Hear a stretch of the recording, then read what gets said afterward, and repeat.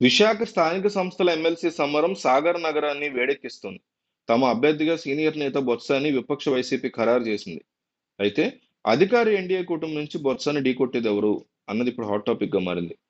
విశాఖ స్థానిక సంస్థల ఎమ్మెల్సీ స్థానానికి ఉప ఎన్నిక షెడ్యూల్ విడుదలవడంతో పొలిటికల్ టెంపరేచర్ పెరిగింది. ఎమ్మెల్సీ ఎన్నికకి ఆగస్టు 30 జరుగుతుంది.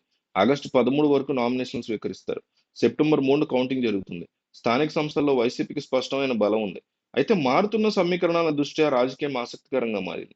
ఎన్నికల్లో గ్రేటర్ విశాఖ మున్సిపల్ కార్పొరేషన్ కార్పొరేటర్లు, యలమంచిలి, నర్సీపట్నం మున్సిపాలిటీల కౌన్సిలర్లు, జెడ్పీటీసీలు, ఎంపీటీసీలు ఓటు హక్కు వినియోగించుకున్నారు.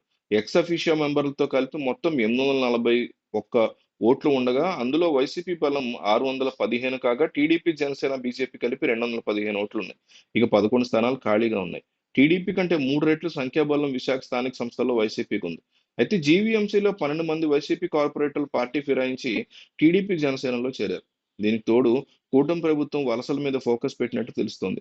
ఈ నేపథ్యంలో సీనియర్ నేత, మాజీ మంత్రి బొత్స సత్యనారాయణ మాత్రమే కూటమి అభ్యర్థిని ధీటుగా ఎదుర్కోగలరని భావించి ఆయన బరిలోకి దించింది వైసీపీ అధిష్టానం. ముందుగా మాజీ మంత్రి అమర్నాథ్ పేరు అనుకున్న చివరికి బొత్స పేరునే ఖరారు చేశారు. ఇక ఎన్డీఏ కూటమి తరఫున టీడీపీ నేత గండి బాబ్జీ పేరు ప్రముఖంగా వినిపిస్తోంది. విశాఖ టీడీపీ పార్లమెంట్ అధ్యక్షుడిగా ఉన్న బాబ్జీ గతంలో ఎమ్మెల్యేగా పనిచేశారు. గత అసెంబ్లీ ఎన్నికల్లో ఆయనకి టికెట్ దక్కలేదు. అయితే బాబ్జీకి సముచిత స్థానం కల్పిస్తామని టీడీపీ హైకమాండ్ అప్పట్లో ఆయనకు హామీ ఇచ్చినట్టు తెలుస్తోంది. ఇక రేసులో రెండో స్థానంలో ఉన్న సీతంరాజు సుధాకర్ గతంలో వైసీపీలో పనిచేశారు. అప్పట్లో వైసీపీ నుంచి గ్రాడ్యుయేట్ ఎమ్మెల్సీ ఎన్నికల బరిలో కూడా దిగారు. ఆ తర్వాత వైసీపీకి రాజీనామా చేసి టీడీపీలో చేరారు. విశాఖ సౌత్ టీడీపీ ఇన్ఛార్జిగా ఉన్నారు.